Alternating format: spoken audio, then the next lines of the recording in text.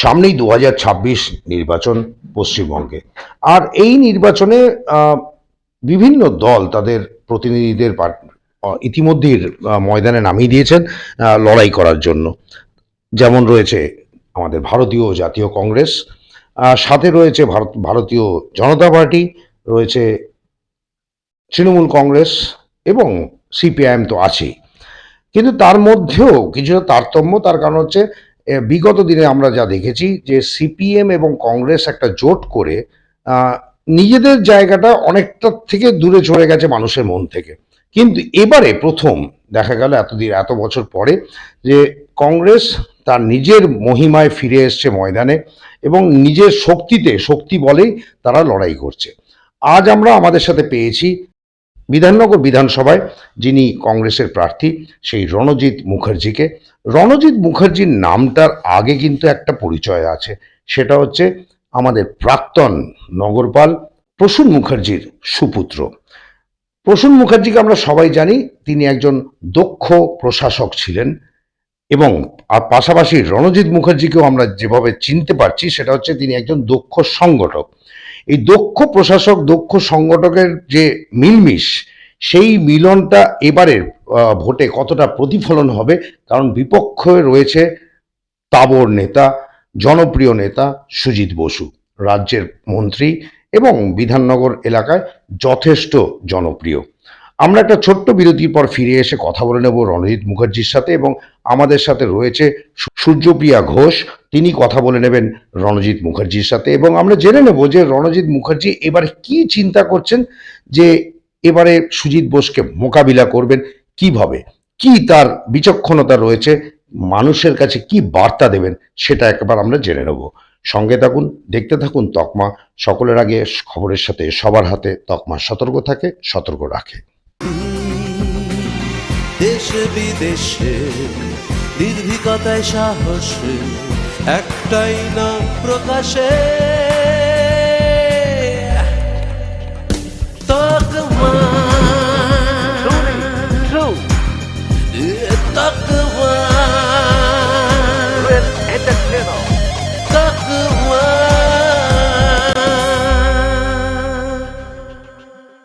জানুন, জানাতে থাকুন। রণজিৎ, আমি তো তোমায় অনেক দিন ধরে চিনি।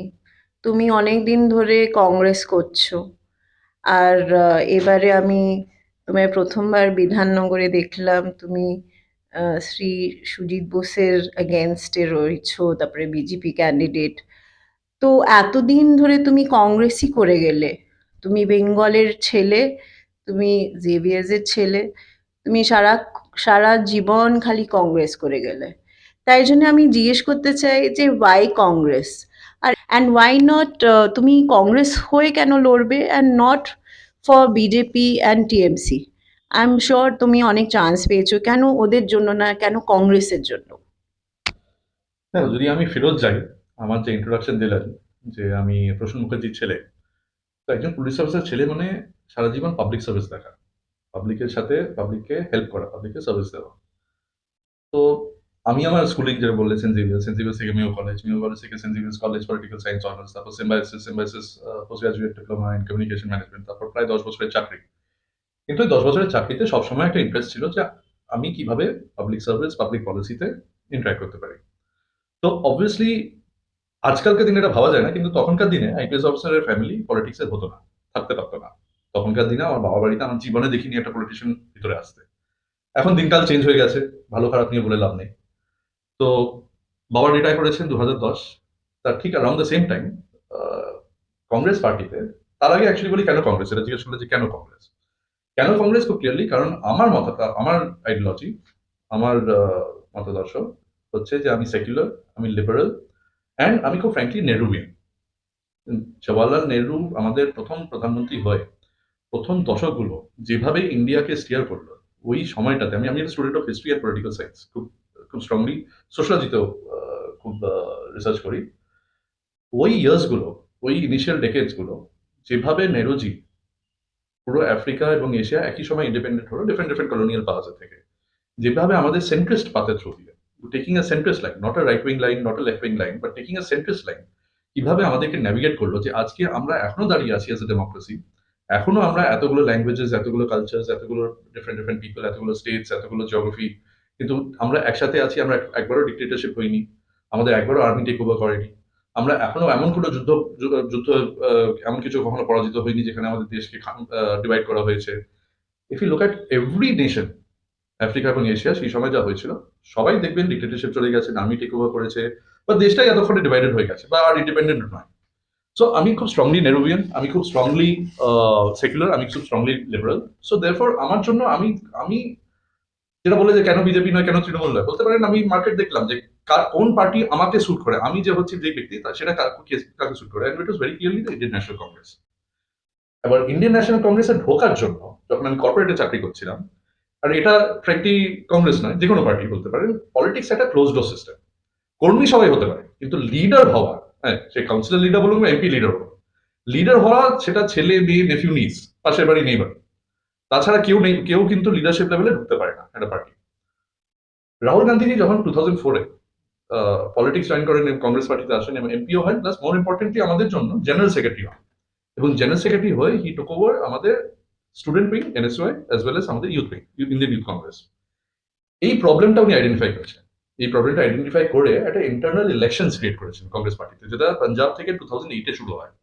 সেই ইলেকশনটা করতে করতে বেঙ্গলে আসে 2010-2011। তার জন্য আমি আমার বাবার রিটায়ারমেন্ট আর ওই টাইমলাইনটা দিয়েছিলাম এর আগে। যখন আমি দেখি তখন ইউপিএর সময় পার্টির একটু টাকা ছিল, এখন পার্টি কোনো টাকা নেই, নিউজ পেপার অ্যাড বেরিয়েছিল, join the youth Congress, Rahul গান্ধীর ছবি।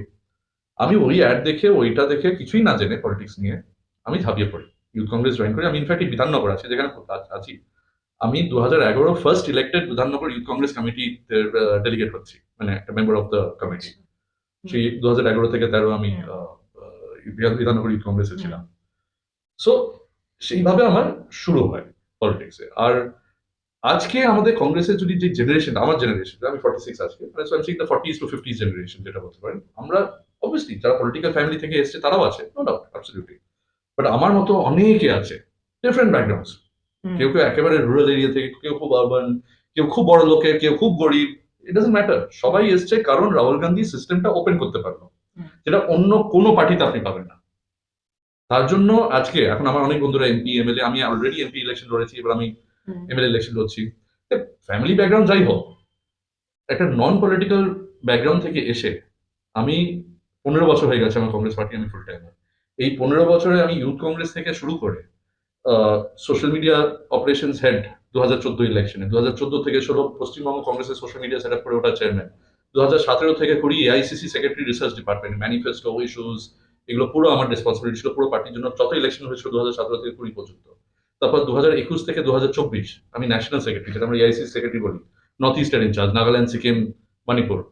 আজকে যে নাগাল্যান্ডে এমপি কংগ্রেস হচ্ছে, ওখানে 20 বছর পরে মণিপুরের এমপি কংগ্রেস হচ্ছে, সেটা আমি ডাইরেক্টলি ইনভলভ ছিলাম।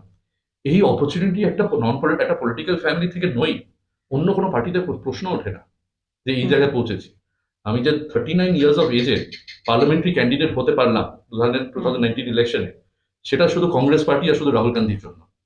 আজকে যে আমি 2026-এ আমার পার্টি আমাকে ডাইরেকশন দিয়েছে যে তোমার ঘরে ফেরত যাও, go back to your roots and go back and build, because আমরা এখন রিবেল করছি কংগ্রেসকে ওয়েস্ট বেঙ্গলে। তো রিবেল যখন করছি আমরা, তখন পুরো 294 সিটসে দাঁড়াচ্ছি। সো বলতে গেলে পুরো পার্টি সবাইকে রেসপন্সিবিলিটি দেওয়া হয়েছে, নিজেদের নিজেদের এরিয়া যে যেরকম ভাবে রেসপন্সিবিলিটি দেওয়া হয়েছে। আমার রেসপন্সিবিলিটি হচ্ছে আমার রুটস থেকে কংগ্রেসকে আবার রিবিল্ড করা, এবং সেটা আমি এই ইলেকশনে করবো।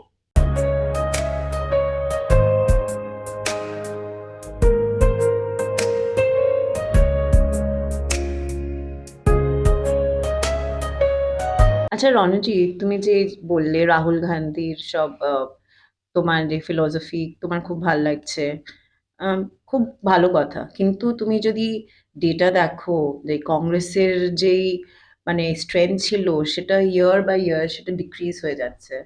আর সেখানে দাঁড়িয়ে তুমি এখন রিভাইভালের কথা বলছো যে বেঙ্গলকে রিভাইভ করতে হবে, আবার কংগ্রেস মানে ওদের সংগঠন আবার ঠিকঠাক করে আবার সেই মানে পরিস্থিতিতে যাবে যে আগে যেরকম ছিল। তো তাই নিয়ে তোমার বক্তব্য কি? তোমার কি মনে হচ্ছে যে কংগ্রেস এ মানে এত সব সিট মানে বাড়ছে না। প্রত্যেক যখন ভোটিং সিস্টেম যখন ইলেকশন আসে তখন দেখি কংগ্রেসের সিট ডিক্রিজ হয়ে যাচ্ছে। তোমার এইখানে তোমার যে আত্মবিশ্বাস যে কংগ্রেস বেঙ্গলকে আবার মানে তুমি এখানে বিধাননগর ক্যান্ডিডেট হয়ে দাঁড়িয়েছো, তোমার মনে হচ্ছে বিধাননগর মানে এটা একটা এক্সাম্পল বিধাননগর, কিন্তু তোমার এত আত্মবিশ্বাস যে বেঙ্গলে আবার কংগ্রেস ফিরে আসবে, মানে এর ব্যাপারে একটু আমায় একটু মানে আহ, প্রথম কথা এটা একটা হচ্ছে না, মানে you are trying to present glass is half empty with the glass is half full. Hmm আমি যদি বেঙ্গল থেকে শুরু করি তাহলে হুম বেঙ্গলে কংগ্রেস পুরো বাম জমানা যেটা আমরা বলি, হুম সিপিএম এর এরা 34 ইয়ার্স, বেঙ্গলে কংগ্রেসের 40%-এর নিচে কখনো ভোট শেয়ার ছিল না। হুম অ্যান্ড ফ্র্যাঙ্কলি পলিটিক্সে আমি কি বলছি সেটা 30 ইয়ার্স ব্যাকের কথা বলছি, পলিটিক্সে 30 ইয়ার্স ইজ নাথিং। তো জাস্ট 30 বছর আগে আমার 40% ভোট শেয়ার ছিল। তৃণমূল ভেঙে যাওয়াতেও 1997-এ তৃণমূল হওয়ার পরেও up to 2006 approximately election to election আমার 27% ভোট শেয়ার। তো এই নয় যে আমার তৃণমূল জন্ম হওয়াতে কিন্তু কংগ্রেসের এই নয় যে সেটাতে কংগ্রেসের পতন ছিল, বা কংগ্রেসের যেটা হয়েছে 2006 থেকে আমরা অ্যালায়েন্সে আছি হুম প্রায় অ্যাপ্রক্সিমেটলি, মানে 6 পরেই আমরা তৃণমূলের সাথে অ্যালায়েন্স। তো যদি এটা 10 বছর মানি, মানে 10 বছর নয় 8 বছর মানি, অ্যান্ড তারপরে 10 বছর ধরে আমরা সিপিএম এর সাথে অ্যালায়েন্স আছি। এই অ্যালায়েন্সের থেকে আমাদের ওই 27% থেকে যেটা ভোট শেয়ার, যেটা বলছো, যেটা তুমি বলছো কি করে জিততে এক্সপেক্ট করছো, আমার ভোট শেয়ার, হ্যাঁ আই এগ্রি দ্যাট আমার ভোট শেয়ার এখন সিঙ্গেল ডিজিটসে এসছে, but vote share does not paint the real picture. Hmm There is a very large area of Paschimbanga, Malda, Murshidabad, Raiganj, hmm তারপর এবার সাউথ বেঙ্গলে আসলে sections of Purulia, hmm sections of আমাদের যে ডিস্ট্রিক্ট আছে, যদি বাদুড়িয়া যাও, যদি বসিরহাট যাও, হুম। যেখানে স্ট্রং কংগ্রেস। সো আমাদের রিয়ালিটি হচ্ছে যে আমাদের সাপোর্ট বেস খুব হাই। আমার সাপোর্ট বেস আজকে এই স্টেটে is anywhere up to 25% plus. But এই স্টেটের যে ইউনিক একটা ভায়োলেন্ট কালচার আছে, যেটা সিপিএম, আমি বলবো সিপিএম নিয়ে এসেছিল 34 ইয়ার্সে, আর সেটাকে নিয়ে তৃণমূল যেভাবে একটা পারফেক্ট করে একটা ডিমান্ড ক্রিয়েট করে ফেলছে বলতে পারো, যে এটা একটা একটা একটা রাজ্য যেখানে আমরা সবাই জানি যে নির্বাচন আসা মানে লাশ পড়া। এই কালচারটাতে সোজা কথা আমার সাপোর্ট বেস খুব হাই হতে পারে, কিন্তু ওরা আমার জন্য কাজ করতে পারবে না, ওরা আমার বুথ এজেন্ট হতে পারবে না, ওরা আমার সাথে ক্যাম্পেইনে বেরোতে পারবে না, ওরা আমাকে সাপোর্ট দিতে পারবে না, আর ওরা বুথে ঢুকে তৃণমূল এজেন্ট বাইরে বসে আছে, ওরা আমার জন্য বাটনটা প্রেস করতে পারবে না। সো আমাদের একটা জিনিস বুঝতে হবে এখানে, দ্যাট কংগ্রেসের 4% is just a reflection of that 4% who care so much that they don't care about the consequence. ওরা ভোট দিয়ে বাড়ি যাওয়ার সময় মার খাচ্ছে, কিন্তু তবুও কংগ্রেস ভোট দিচ্ছে। অ্যান্ড আবার 20 থেকে 25% আরো আছে যাদের যাদের আর আমি একেবারে ওটাতে বলছি না কিছু খারাপ, কারণ এটা হচ্ছে লাইফ, তাদের ওই সাহসটা নেই করা। কিন্তু তাছাড়া আমাদের কংগ্রেস পার্টির সাথে ইন্টারঅ্যাক্ট করবে, আমি ব্লক স্তরে কথা বলছি বা গ্রাম স্তরে বা ওয়ার্ড লেভেলে কথা বলছি, যারা কিন্তু কংগ্রেসের সাথে ইন্টারঅ্যাক্ট করবে, কংগ্রেসের ভালোবাসবে, কংগ্রেস লিডার্স আমাকে কখনো কংগ্রেস, আমি যে কংগ্রেস পরিচয় যে ঘুরে বেড়ায় পশ্চিমবঙ্গে, আমাকে কখনো একবারও কোনো ধিক্ষার ফেস করতে হয়নি।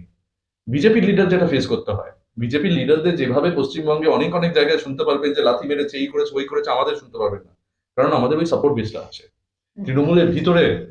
আমাদের ওই সাপোর্ট বেসটা আছে, ওরা তৃণমূল করতে পারে, করে, দরকার আছে, কিছু করার নেই, ওদের চয়েস নেই, সেটা আলাদা ব্যাপার, ওদের চয়েস নেই। আর তৃণমূল একটা লার্জ বিজনেস কনগ্লোমেরেট হয়ে গেছে বলতে পারেন, মানে সব সব ব্যবসা, লোকাল ব্যবসা ইন্টারলিঙ্ক। তোমার ব্যবসা, তুমি যদি একটা লোকাল কন্ট্রাক্টর হচ্ছ, তুমি তৃণমূল যদি না করো, তুমি যদি কংগ্রেস করো, তাহলে তোমার কন্ট্রাকচুয়াল কাজ বন্ধ হয়ে যাবে। সো তুমি তৃণমূল করো, কিছু করার নেই। মানে আর ফ্র্যাঙ্কলি তৃণমূল পার্টিতে কাউকে ডিস্ট্রিক্ট লেভেলে বিয়ন্ড লিডার হতে বানানো দেওয়া হয় না, তার জন্য এত দেখবেন আমরা প্রবলেম নেই টলিউডের সাথে। কিন্তু এই যে দেখবেন যে এত এত লোক বাইরে থেকে আসা হচ্ছে, একটা ইরফান পাঠানকে পাঠানো হলো মুর্শিদাবাদে বহরমপুরে এমপি হতে, হ্যাঁ। যে আমি ওনাকে মিট করেছি, খুব ভালো লোক, কিন্তু ফ্র্যাঙ্কলি মানে মুর্শিদাবাদের সাথে কোনো কানেকশনও নেই, বেঙ্গলের সাথেও কোনো কানেকশন নেই।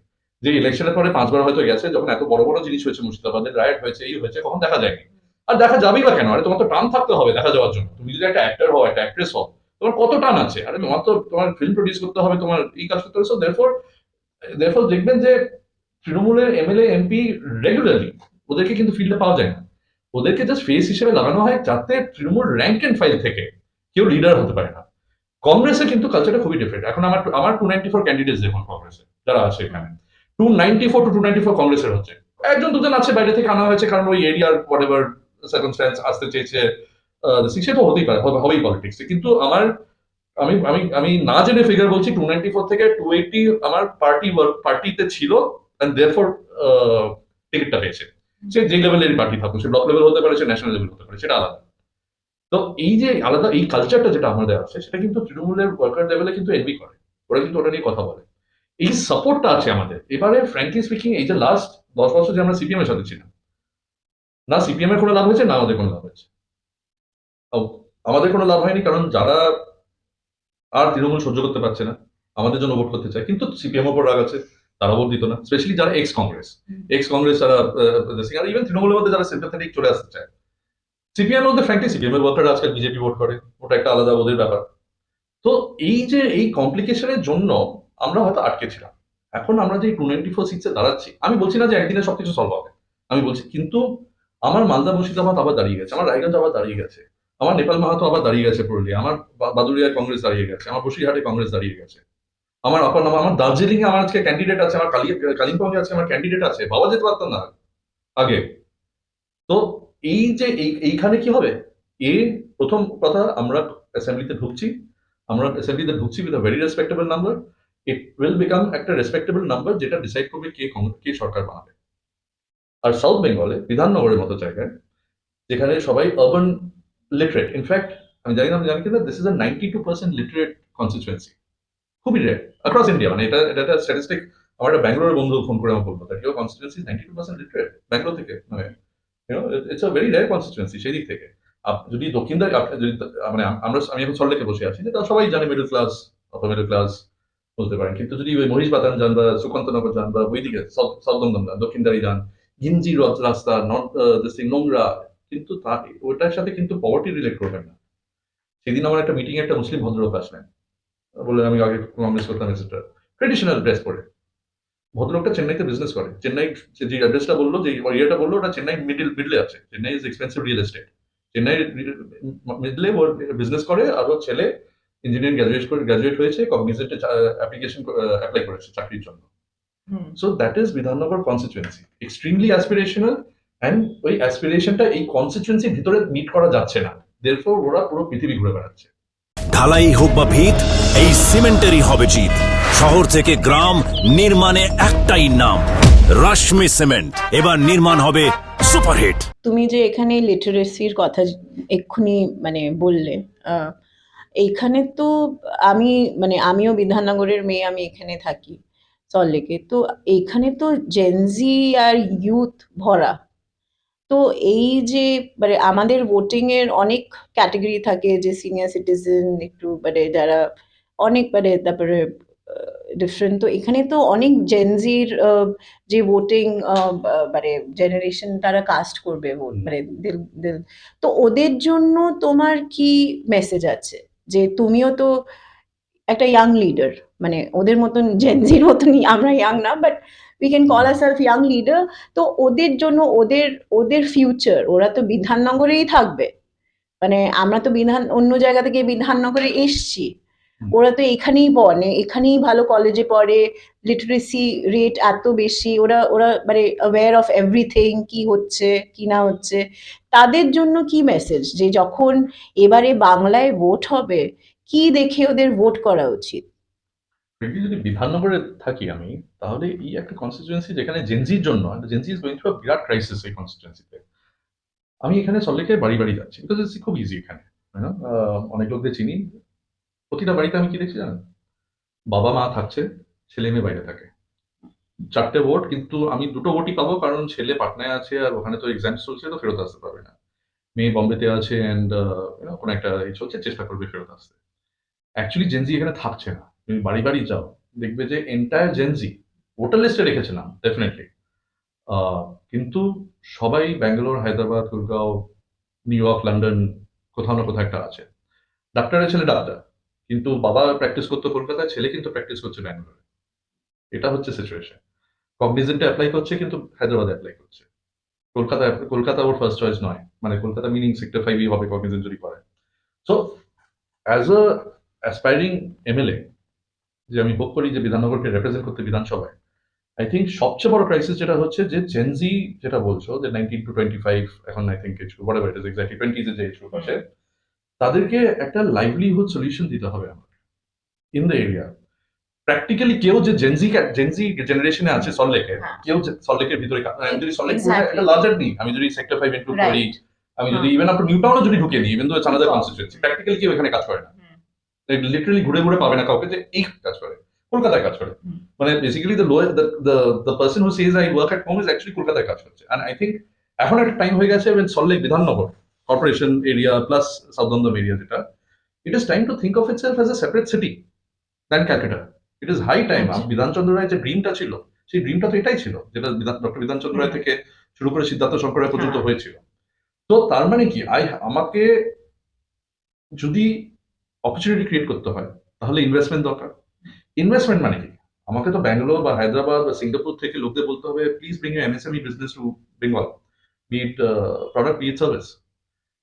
এখন আজকে যদি কেউ ব্যাঙ্গালোর থেকে কাউকে বলি, আমি আমার বন্ধুদের সাথে কথা বলেছি বাইরে রিয়েল এস্টেট এটসেট্রা, বলবে ওখানে সিন্ডিকেট আছে, ওখানে আমার শুনতে হবে যে কার কাছে কিনতে হবে, কাকে বিক্রি করতে হবে। ওখানে আমি যদি অফিস বানাতে চাই যে আমি কি করে অফিস বানাবো, সেটা ওখানে আমার ক্লিয়ারেন্স উইন্ডো তো 3 মাস লাগবে সেট আপ করতে। তো এরা যদি না আসে তাহলে জেনজি চাকরিটা হবে কি করে, বা বিজনেসটা হবে কি করে, যারা এদেরকে সার্ভিস করবে। সো তৃণমূল আর বিজেপি, ওদের দুজনের কাছে এই এনভায়রনমেন্টটা পসিবল না। কারণ তৃণমূল মানে কাটমানি, তৃণমূল মানে সিন্ডিকেট, তৃণমূল মানে একটা কালচার যেটা এনশিওর করবে যে ব্রেন চলতে থাকবে বিধাননগর থেকে এবং পশ্চিমবঙ্গ থেকে। তো তোমার কি message to the young voters of Bidhannagar? আমার message to the young voters of Bidhannagar is, আজকে পুরো ইন্ডিয়া কোথায় চাকরি করতে যাচ্ছে? ব্যাঙ্গালোর আর হায়দ্রাবাদ, ফ্র্যাঙ্কলি আর বম্বে না। যেটা আমরা যখন বড় হয়েছিলাম বম্বে ওয়াজ আওয়ার অ্যাসপিরেশন। আজকে কিন্তু Bombay is not the aspiration. আমাদের জেনারেশনে ছিল Bombay is not the aspiration. Even Gurgaon very much the aspiration, আমি সেটা বলছি না, but it is Bangalore and Hyderabad that are now number 1, number 2 positions. According to each person, could be number 1, number 2. And Chennai obviously for industry. Tamil Nadu. এই সরকার কারা এখানে? Karnataka government is being Congress. Telangana government is Congress. Tamil Nadu government is DMK supported by Congress. So who has made these places the dream of Gen Z generation, the young generation? তো কংগ্রেসই তো জানে এটাকে কি করে করতে। BJP জানে উত্তরপ্রদেশ করতে, যেখানে বুলডোজার তোমার বাড়িতে পৌঁছে যাবে কারণ তুমি এটা করেছো। একটা বিজেপি যে উত্তরপ্রদেশের কালচার আমরা এখানে চাই, যে বন্দুক নিয়ে যে কোনো মোমেন্টে যা খুশি সেটেল হতে পারে, যেখানে একজন যদি আমার পাশের বাড়ি নেইবার আমাকে না ভালো লাগে তো বলবে যে আমি হিন্দু নই বলে আমার গলা কেটে দেবে। আমরা কি এখানে ওটা চাই? না, আমরা বাঙালি থাকতে চাই। এখানে আমরা বাঙালি হচ্ছি। বাঙালি মানে কি? বাঙালি মানে যে সে হিন্দু হোক, খ্রিস্টান হোক, মুসলিম হোক, ও যদি বাঙালি হোক, বাঙালি। আর বাঙালি ফর মি অলসো ইনক্লুডস যে বেঙ্গলে জন্ম হয়েছে, যে বেঙ্গলে কাজ করে, যে বাংলা বলতে পারে। সো দিস এন্টায়ার কালেকটিভ, আমাদের কালচারটা খুব ইম্পর্টেন্ট। কোনো ইন্ডাস্ট্রি, কোনো development is not worth it without protecting আমাদের নিজেদের কালচার, আমাদের ভাষা। এবং এই কালচার আর ভাষা প্রোটেক্ট করে নতুন ইন্ডাস্ট্রি আনা, সেটা নাইদার তৃণমূল নাইদার বিজেপি করতে পারে। কংগ্রেসের প্রোভেন ট্র্যাক রেকর্ড এটা করা, সেই ট্র্যাক রেকর্ডটা নিয়ে আসতে চাই আমি এখানে।